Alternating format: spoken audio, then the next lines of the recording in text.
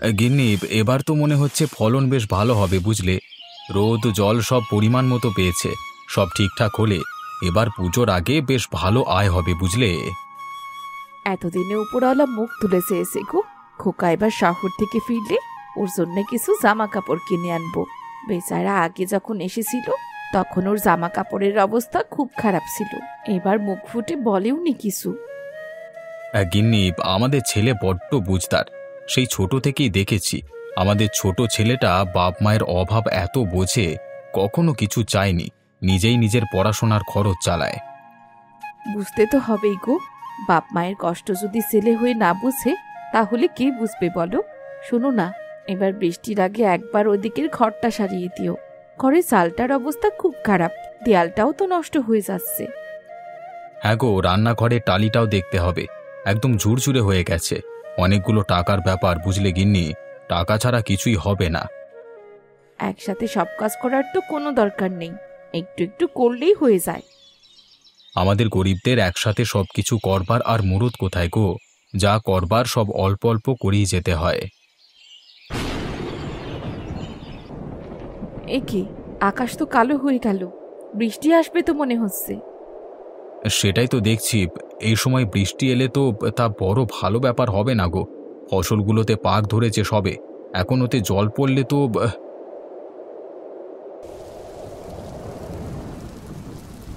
এই বৃষ্টি যে কখন থামবে কে জানে। এরকম অসময়ে বৃষ্টি আমাদের ফসল তো ধ্বংস হতে বসেছে। হ্যাঁ, এতদিন ধরে যা যত্ন করে কাজ করলাম এখন সব বেকার। সব ফসল এই বৃষ্টির দাপটে শেষ হয়ে গেল। কালকে তো হাওয়া অফিসের খবর শুনছিলাম, তখন তো কিছু আগাম সতর্কতা পাইনি, কিন্তু হঠাৎ এরকম অবস্থার মধ্যে আমরা পড়বো কিছুই তো বুঝতে পারছি না। কি হে তপন, এই বৃষ্টির মধ্যে কোথায় চললে ভায়া? জমিটা একবার দেখাসি গো। জমি ভিজলে তো ক্ষতি নেই, কিন্তু ফসলগুলো যদি জলের নিচে চলে যায় তাহলে তো এবছরে মেয়ে বউ সহ সবাই না খেতে পেয়ে মরবো গো। তুমি দেখে কি আর কিছু করতে পারবে গো? যা হওয়ার তো হবেই। তবুও ঘরে থেকে করবোটাই বা কি, গিয়ে দেখে আসি, এলে তাও তো মনটা শান্তি হবে। আমি আসি গো, কেমন?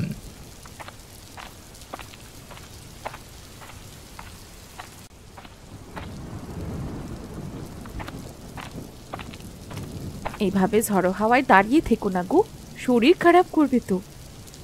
আর শরীর আবার সর্বনাশ হলো গো গিন্নি, ফসলগুলো আবার সব গেল। এইবারটা ভেবেছিলাম অন্তত সব ঠিক হয়ে থাকবে, কিন্তু না, আমাদের ভাগ্যটা সত্যিই খুব খারাপ। প্রকৃতির ওপর কি আমাদের কোনো হাত আছে বলো? তার মর্জিতে সে চলে। আমরা নিতান্তই অসহায়, কি করব বলো? সত্যি তো, আমাদের হাতে ওসব কিচ্ছু নেই। কিন্তু এরকম খামখেয়ালি ব্যাপার তো আগে দেখিনি গো, এই বছরই এমন হতে হলো। কি করবে বলো? তুমি এখন এইসব নিয়ে মন খারাপ করলে তো চলবে না। তুমি বরং বসো, আমি তোমার জন্য একটু চা করে আনি। না না থাক, এখন আর ওসব ইচ্ছে করছে না। আমি বরং গিয়ে একবার জমি থেকে ঘুরে আসি, ওটা দরকার তো আগে। তোমার কি মাথা খারাপ হলো নাকি? এই ঝড় জলে ভিজে শরীরটা অসুস্থ বানাতে চাও? জল কমুক, তারপর না হয় যেও। এই জলে বেরিও না, জ্বরজারি বাঁধালে সে আবার আরেক কেলেঙ্কারি ব্যাপার। যেটা বোঝো না সেটা নিয়ে কথা বলো না। জ্বর হলে সেটা ওষুধে সেরে যাবে, কিন্তু এভাবে ঘরে বসে বসে না না, আমি যাব। ওগো, আমার কথা তো একটু শোনো। এরকম ছেলে মানুষই করো না। কেমন ধারা বাস পড়ছে দেখো। এই দুর্যোগে তুমি আর আমার চিন্তা বাড়িও না তো।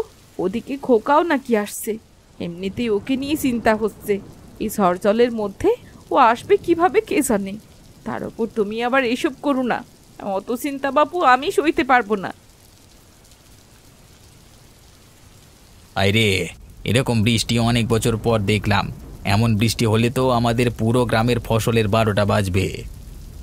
সেই কথাই তো ভাবছি, এতদিন ধরে দিন রাত খেটে কাজ করছি, এখন সব জলে যাবে। ছেলেপুলে খাবে কি বলো তো? শুধু আমাদের গ্রামের কথাই বলছো? পাশের গ্রামেরও তো একই দশা, তারা তো আমাদের থেকেও খারাপ অবস্থায় আছে। 2 দিন হয়ে গেল টানা বৃষ্টি পড়ছে। কৃষকের কপালে কেন এমন দুর্ভোগ থাকে বলো তো? রোদে ঘামে পুড়ে পরিশ্রম করি, আর ফলনটুকু পেতে গেলেই প্রকৃতি ধোঁকা দেয়। এই ধরনের প্রাকৃতিক দুর্যোগে কি করা যায় বলো তো? তুমি তো জানো এত কিছু করে ফসল পাকবার পর যদি এমন বৃষ্টি নেমে আসে, আমাদের তো গরিবের কিছুই করবার নেই। কিন্তু গ্রামের মোড়লকে দেখে মনে হলো তিনি কিছু একটা ভাবছেন। গতকাল ওনার সাথে কথা হচ্ছিল, তিনি বলছিলেন একটা উপায় আছে। কি বললেন উনি, কি উপায়? ঠিক জানি না, তবে শুনলাম সবাইকে একসাথে ডাকবে একবার, কিছু বলবেন হয়তো। সত্যি? তাহলে উনি হয়তো আমাদের পথ দেখাতে পারবেন। দেখা যাক, যদি কিছু করা যায় তো ভালোই হবে। আর সামনে চড়িমাতি বাজারের পল্লী বাজার নামুন, সামনে স্টপে কাদামাখা রাস্তা, সাবধানে যাবেন। আহা, শহর থেকে ফিরে ভাবলাম একটু শান্তিতে বাড়ি পৌঁছাবো, কিন্তু এই যে বৃষ্টি, বাবা মার যে কি অবস্থা হবে এখন, সবাই খুব চিন্তা করছে হয়তো আমার জন্য।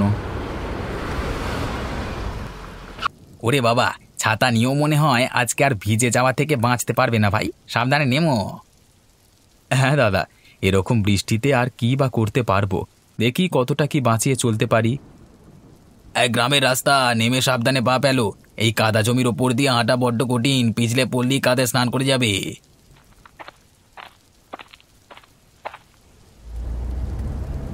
এই বৃষ্টি না থামলে যে আর বাড়ি পৌঁছানো দায় হয়ে যাবে। গ্রামের রাস্তা তো এই অবস্থায় পুরো নদী হয়ে গেছে। বৃষ্টি তো থামছেই না। কমল তো আজ শহর থেকে আসবে বলেছিল। এই অবস্থায় কিভাবে আসবে বলো তো ছেলেটা? রাস্তা তো পুরোটা জলকাদায় ডুবে গেছে নিশ্চয়ই। আমিও তো সেই নিয়েই ভাবছি, ছেলেটা এত কষ্ট করে পড়াশোনা করছে, এবার বাড়ি আসার জন্য খুব বায়না করছিল, নাও করতে পারলাম না। এই বৃষ্টিতে যদি কোনো বিপদ হয়। ওই একটা ছেলেই তো আমাদের, ওর ওপরই তো সব ভরসা। আমার সব আশা ওর ওপর। বৃষ্টি না থামলে কেমন করে সে বাড়ি পৌঁছাবে, এটা ভাবতেই তো ভয় লাগছে। আর বাস পড়া তো যেন থামছেই না। কমল, ওরে বাবা, তুই এসেছিস? ওরে, শেষমেশ এলি তো। তা কিভাবে এত বৃষ্টি আর কাদার মধ্যে বাড়ি পৌঁছালি? কি বলবো বাবা, বৃষ্টি এমন হয়েছে, বাস থেকে নেমে বাড়ি পর্যন্ত আসতে যেন যুদ্ধ করে আসতে হলো। রাস্তার কাদা পেরুতে গিয়ে একাধিবার পা পিছলে পড়ে গেলাম। কি অবস্থায় তুই এসেছিস? ছেলেটা আমার জলে কাদায় পুরো ভিজে গেছে।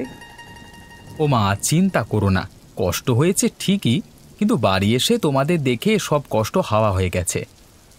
তুই আগে ঘরে ঢুক, জামা কাপড় ছাড়। আমি ঠিক আছি মা, তোমাকে অত ব্যস্ত হতে হবে না। তবে আমি ভাবছি, বৃষ্টি যদি না থামে ফসলের কি হবে? সেটাই তো এখন আমাদের সবথেকে বেশি দুশ্চিন্তার কারণ রে। ফসল যদি নষ্ট হয়, এবছর কিভাবে চলবো কে জানে।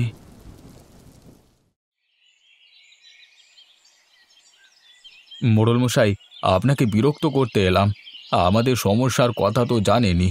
বৃষ্টিতে আমাদের ফসল সব নষ্ট হয়ে গেছে, এই অবস্থায় আমরা ভীষণ বিপদে পড়েছি। হ্যাঁ, আমি তো শুনেছি তোমাদের কথা, কিন্তু কি করতে চাও বলো। মোড়ল মশাই, আমরা একটাই অনুরোধ করতে এসেছি, যদি কোনোভাবে আমাদের সাহায্য করেন। কমল বলছে আমরা গ্রামের মাছ বিক্রি করতে পারি, তাতে কিছু উপার্জন হবে। মাছ বিক্রি? হ্যাঁ, এই বৃষ্টিতে মাছের পরিমাণ তো বাড়েই, কিন্তু শুধু তো মাছ ধরলেই চলবে না। গ্রামে তোমাদের মাছ কিনবে কে? সবার আর্থিক অবস্থাই তো খারাপ। শুধু আমার একার মাছ কেনাতে তো তোমাদের কোনো লাভ হবে না। মোড়ল মশাই, শহরে এখন টাটকা মাছের চাহিদা খুব। আমরা যদি মাছ ধরে ব্যবস্থা করতে পারি, সেই মাছ যদি শহরে বিক্রি করতে পারি, তাহলে কিছুটা হলেও সংকট কাটবে। এটা বেশ ভালো বুদ্ধি। ঠিক আছে, তোমরা যদি কাজ করতে প্রস্তুত থাকো, তবে আমি কিছু সাহায্য করতে পারি। তোমাদের কিছু জাল আর নৌকা দরকার হবে মাছ ধরবার জন্য, আর বিক্রির জন্য পরিবহনও দরকার হবে। হ্যাঁ মোড়ল মশাই, আপনি যদি জাল আর নৌকার ব্যবস্থা করেন, আমরা সবাই মিলে মাছ ধরব, তারপর শহরে নিয়ে গিয়ে বিক্রি করব। ঠিক আছে, আমি কিছু টাকা দিয়ে তোমাদের সাহায্য করব, যাতে জাল আর নৌকা কিনতে পারো। তবে আমাদের সবাইকে একসাথে কাজ করতে হবে, এটাই সবচেয়ে জরুরি। আমরা সবাই মিলে কাজ করব মোড়ল মশাই। আপনারা সহায়তা পেলে আমরা আবার ঘুরে দাঁড়াতে পারবো, অন্তত চেষ্টাটুকু করতে পারবো। বেশ, আমি তোমাদের উপর ভরসা রাখলাম। কালকে সকালে গিয়ে জাল আর নৌকার জন্য কথা বলো। কত লাগবে জানাও, আমি সব টাকা দেব, সব ঠিক হয়ে যাবে। ধন্যবাদ মোড়ল মশাই, আপনার সাহায্যে আমরা নিশ্চয়ই সফল হব। আরে বাপু, কাজ করো, সফলতা আপনাতেই আসবে, শুধু একসাথে লেগে থাকো। তোরা সব তৈরি তো? জালগুলো ভালো মতো বাঁধা আছে তো? হ্যাঁ অমলদা, সব ঠিকঠাক আছে, নৌকাগুলো ঠিকঠাক আছে। আমরা আজ ভালোই মাছ তুলবো মনে হচ্ছে। এই তো এবার আসল কাজ, মাছ ধরতে নামবো সবাই একসাথে। মোড়ল মশাইয়ের সাহায্যে আজ আমরা নতুন করে শুরু করতে পারলাম। এবার শুধু মাছ ধরবার পালা।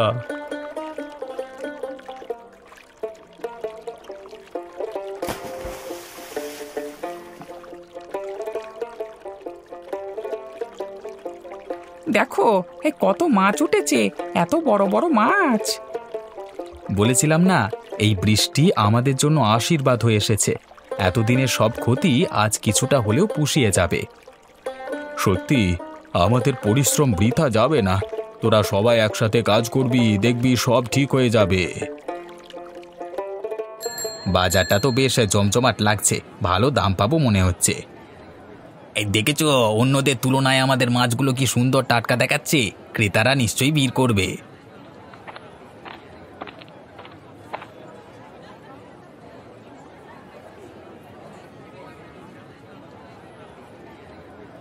আজ তো বেশ ভালোই দাম পেলাম।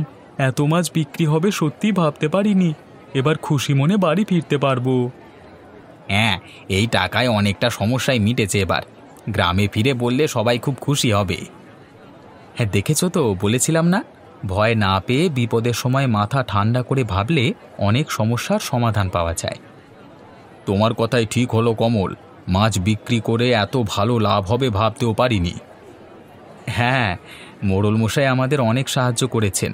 উনি সঠিক সময়ে সাহায্য না করলে আমরা এত তাড়াতাড়ি সমাধান পেতাম না। ঠিক বলেছ, চলো এবার গ্রামে ফিরে যাই, সবাই অপেক্ষা করছে। তোরা সত্যি ভালো কাজ করেছিস। এত মাছ বিক্রি করে তোরা গ্রামে ফিরে আসলি, আমি খুব খুশি। কমল, তোর এই বুদ্ধি না থাকলে সবার যে কি হতো কে জানে। কমল, তুই আমাদের সবার জন্য এই উপায়টা বের করলি। হ্যাঁ, তোর জন্যই আমরা আজকে এত লাভ করতে পেরেছি। ঠিক বলেছিস রতন, কমল না থাকলে আমরা শুধু হতাশই বসে থাকতাম। তুই আমাদের পথ দেখালি কমল, তোকে ধন্যবাদ। তোকে ধন্যবাদ জানিয়েও শেষ করা যাবে না। তুই আমাদের সবার বাঁচার পথ দেখিয়েছিস। তোমরা শুধুমাত্র কেন আমাকেই ধন্যবাদ দিচ্ছ? আমরা সবাই মিলে কাজ করেছি, তাই সফল হয়েছি। আর মোড়ল মশাই ঠিক সময় আমাদের যদি সাহায্য না করতেন তাহলে এসব সম্ভব হতো না। একতা আছে বলেই তোরা আজকে এত ভালোভাবে ফিরে আসতে পারলি। আর এখন বৃষ্টিও থেমে গেছে, চাইলে তোরা জমির কাজ আবার শুরু করতে পারিস। ঠিকই বলেছেন মোড়ল মশাই, জমির কাজ শুরু করবার সময় হয়েছে আবার। জমির কাজ তো অবশ্যই করব, তবে আমি ভাবছি এই মাছের ব্যবসাটাও যদি চালিয়ে যেতে পারি, দুটো করলেই ক্ষতি কি? হ্যাঁ রতন, জমির ফসল আর মাছের ব্যবসা দুটো একসাথে চললে অনেক অনেক আয় বাড়বে। আমি নিজে এতক্ষণ ধরে এটাই ভাবছিলাম। দুটো একসাথে চালালে আমাদের সকলের জীবন অনেক সচ্ছল হবে। দরকারে আমরা একে অপরকে সাহায্যও করতে পারবো। জমির কাজ আর মাছের ব্যবসা দুটোই চালাতে হবে, এতে সবার উপকার হবে। তোদের এই ভাবনা খুব ভালো। জমি আর মাছ দুটোই দেখলে তোদের আর অভাব থাকবে না। তোরা সবাই মিলে কাজ করিস, আমি সব সময় তোদের পাশে আছি।